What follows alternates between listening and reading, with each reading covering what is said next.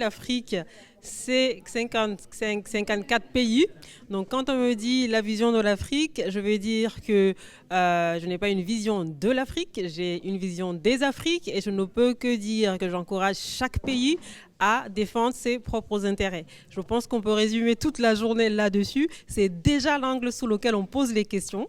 Et j'ai constaté une réelle volonté justement de s'auto-questionner, de se remettre en question, sur nos propres rapports à l'Afrique. Donc moi, en tant qu'Africaine, je vis l'Afrique et l'Afrique que je vis, c'est l'Afrique que je vis et l'Afrique que je vois d'un point de vue extérieur, ayant la chance d'être sur plusieurs continents et dans des pays francophones, des pays anglophones, avec des disparités économiques et différences culturelles.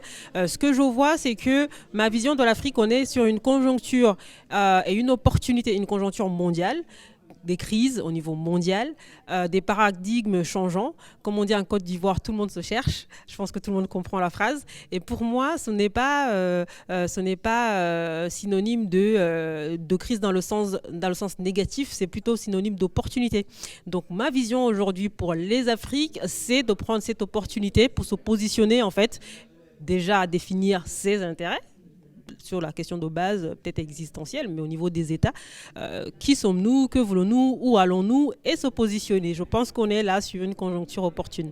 Alors, les opportunités, pour moi, il en va de soi que ce sont des opportunités qui répondent à des questions de base. L'industrialisation de l'Afrique, l'industrialisation dans le sens mécaniser l'agriculture, par exemple, puisque pour nous, les Afriques, alors ça c'est pour le coup une problématique commune, hein. On a quand même des problématiques communes, même si on est des pays différents. C'est d'abord l'agriculture parce que nous vivons par l'agriculture, mais nous importons. L'agriculture n'est pas mécanisée, donc c'est l'industrialisation, l'éducation, priorité.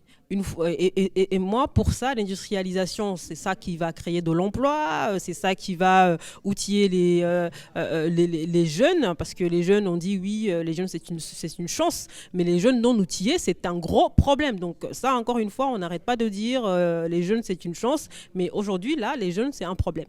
Pour nous, les jeunes, c'est plus un problème là en 2023. Donc, si on veut aller saisir toutes ces opportunités et pour répondre à votre question, où est-ce que ça va nous mener? Je ne suis pas voyant, je ne peux pas dire où ça va nous mener, mais je peux dire où ça devrait nous mener. C'est ça, ça devrait nous mener à la mécanisation de l'agriculture, à l'industrialisation et plus de financement vers l'éducation. Moins de financement pour la démocratie, par exemple. Parce que pour moi, on ne finance pas la démocratie. On finance le développement, ensuite vient la démocratie comme une conséquence du développement.